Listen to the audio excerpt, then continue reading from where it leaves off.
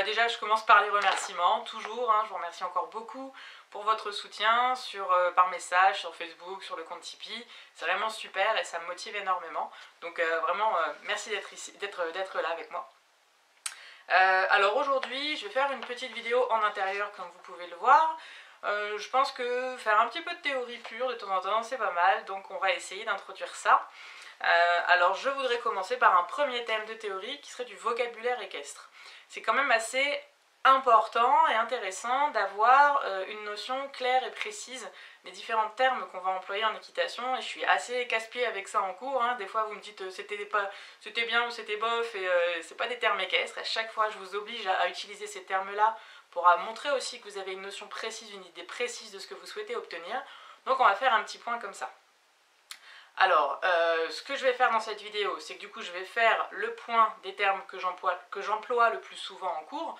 Je vais essayer de me baser sur la structure d'un cours normal, donc ce qu'on va essayer de voir en début de séance, ou même sur les premières séances quand je vous rencontre, et puis les termes que j'emploie régulièrement et qui ont du sens pour moi et du sens dans ce que je veux obtenir du cheval dans un premier temps, avant d'aborder un travail plus complexe. Donc les notions que je vais aborder et les définitions que je vais vous en donner font globalement consensus dans l'équitation de tradition française. Il y a toujours des toutes petites variations selon les grands écuyers, selon les expériences qu'ils ont pu avoir et leur approche de l'équitation, mais globalement c'est des définitions qui sont qui sont les mêmes pour tout le monde. Donc l'objectif, ça va être de pouvoir y voir plus clair, et c'est des notions qui se retrouveront dans le travail de tout cheval, dans toute discipline, que le cheval soit débutant, que ce soit un jeune cheval, ou que ce soit déjà un cheval mis, c'est-à-dire confirmé, et plus avancé dans son programme de travail. Donc on attaque. Alors, normalement, vous devez vous en souvenir, quand on commence un cours, qu'est-ce que je vous demande ? Qu'est-ce que je vous demande d'observer chez votre cheval dès le début de la séance pour commencer la détente? Eh bien en général il y a des termes qui reviennent, c'est-à-dire que je vous demande d'avoir un cheval actif, donc qui est dans l'impulsion, donc vérifier sa tendance, sa capacité à se porter en avant, l'énergie qu'il va démontrer pour se déplacer. Je vais vous demander aussi d'observer si le rythme de votre cheval, s'il est plutôt lent ou plutôt rapide. Des fois on va aussi confondre un petit peu la notion de rythme avec la notion de cadence, donc on va voir ces deux termes-là. Je vous demande aussi d'avoir les foulées les plus longues possibles. Il y a donc une notion, déjà qu'est-ce que c'est une foulée, ensuite une notion d'amplitude, et si on a de l'amplitude ou qu'on n'en a pas, il y a de l'engagement ou il n'y en a pas. Donc l'engagement aussi, qu'est-ce que c'est? Ensuite, je vous demande de vérifier que votre cheval est léger, donc qu'il est sur la main, pas encore en main, pas encore dans la position du ramené. Et voilà, et c'est déjà pas mal, je pense, pour un début de séance, donc on va essayer de définir un petit peu tous ces termes-là. Alors pour commencer, on va rechercher un cheval actif, c'est-à-dire un cheval qui est dans l'impulsion. Qu'est-ce que l'impulsion? L'impulsion, c'est le désir constant et impérieux du cheval de se porter en avant, de répondre avec calme et énergie aux demandes du cavalier, en particulier aux demandes des jambes. Donc les notions très importantes qu'on va souligner ici, c'est le calme, il ne s'agit pas de précipitation, il ne s'agit pas d'excitation, et c'est l'énergie, c'est-à-dire qu'on doit voir une intention de la part du cheval de faire les choses, de se mobiliser, de mobiliser tout son corps dans le sens de la demande du cavalier. Donc ça va être les termes à retenir. Ensuite, on va rechercher un rythme lent. Le cheval doit se déplacer avec un rythme lent. Qu'est-ce que le rythme? Le rythme, c'est le temps régulier et harmonieux des appuis et des gestes du cheval. En quelque sorte, je le dis souvent, c'est la musique d'une allure. On est capable d'entendre si un cheval est au pas, d'entendre les 4 temps égaux et bien distincts, ou s'il est au trot, d'entendre les 2 temps, les 2 bipèdes diagonaux qui s'avancent alternativement, séparés par un temps de propulsion. Donc c'est vraiment une musique. Donc si on entend un pas qui est très rapide, on a beaucoup de mal à distinguer, on peut distinguer les 4 temps, mais on a beaucoup de mal à les compter. On doit pouvoir, quand le cheval est au pas dans un rythme lent, compter 1, 2, 3, 4, 1, 2, 3, 4. Et ça ne doit pas être une machine à coudre. Donc le rythme lent, ça va être important, on verra par la suite pourquoi. Il faut bien distinguer le rythme de la cadence. Ça arrive souvent qu'on confonde les deux et qu'on emploie les deux termes alternativement sans faire la distinction. La cadence, c'est quand même quelque chose qui va arriver dans le programme du cheval beaucoup plus tard, puisque la cadence, finalement, si on pouvait la résumer, c'est la somme du rythme régulier avec beaucoup d'impulsions. Par exemple, pour vous donner un exemple, c'est le passage. Typiquement, c'est une allure très cadencée. Il y a énormément d'impulsions, le cheval se porte en avant et très haut. Les gestes aussi sont stylisés et le rythme est très régulier. Donc la cadence, l'employer chez un jeune cheval, il faut vraiment qu'il ait des qualités exceptionnelles, mais en général, ce qu'on va rechercher en tant que cavalier dans le travail, la cadence arrivera plus tard. Donc le rythme lent déjà en début de séance. Ensuite, on va rechercher des foulées longues. Qui dit foulée longue dit amplitude. Donc déjà, qu'est-ce qu'une foulée? C'est très simple. Une foulée, c'est l'intervalle entre les deux posées d'un même membre. Dans chaque allure, on est bien d'accord que le cheval pose ses 4 membres alternativement dans des ordres qui vont varier selon l'allure, selon le mécanisme de l'allure. Et bien si vous voulez compter une foulée complète dans une allure, n'importe laquelle, il vous suffit de regarder le moment où avance le même membre. Par exemple, quand on doit compter les foulées au pas, on va regarder l'avancée, mettons, de l'épaule gauche, et à chaque fois que l'épaule gauche avance, on sait que le cheval a effectué une foulée complète. Donc quand le cheval fait une foulée, elle va pouvoir être plus ou moins longue selon l'amplitude.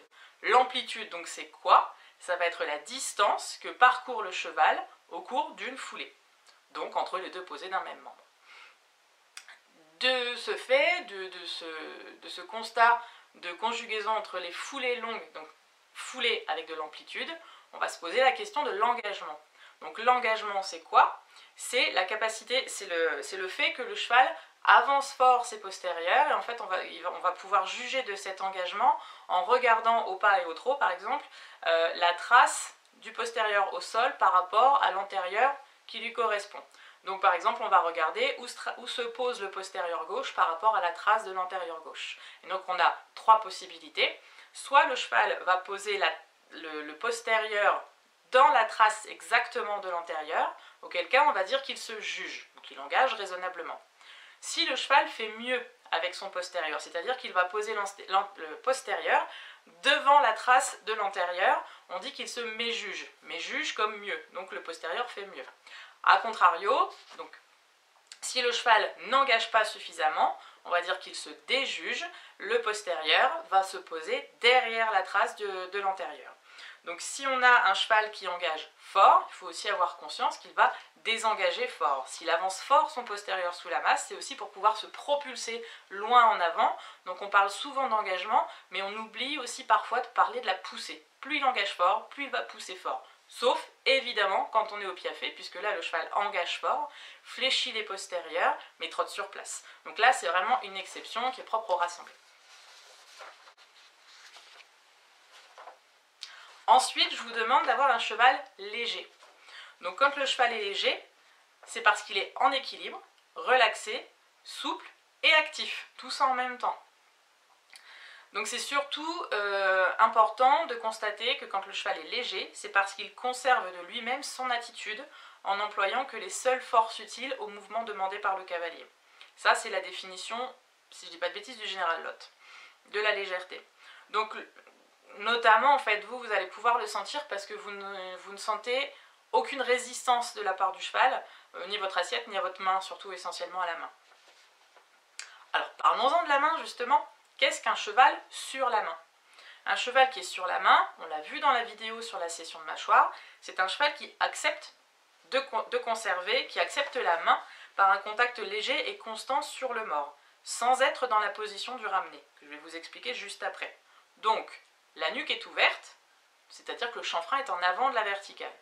Un cheval peut être sur la main en ayant la nuque au point le plus haut, donc en se tenant très haut, ou en étant beaucoup plus bas, en extension d'encolure par exemple, comme on l'a vu dans la vidéo précédente, où le cheval va placer la nuque à la même hauteur que le garrot, le chanfrein sur la verticale ou en avant de la verticale plutôt, et garde un contact stable. Il est sur la main, mais il n'a pas l'encolure arrondie.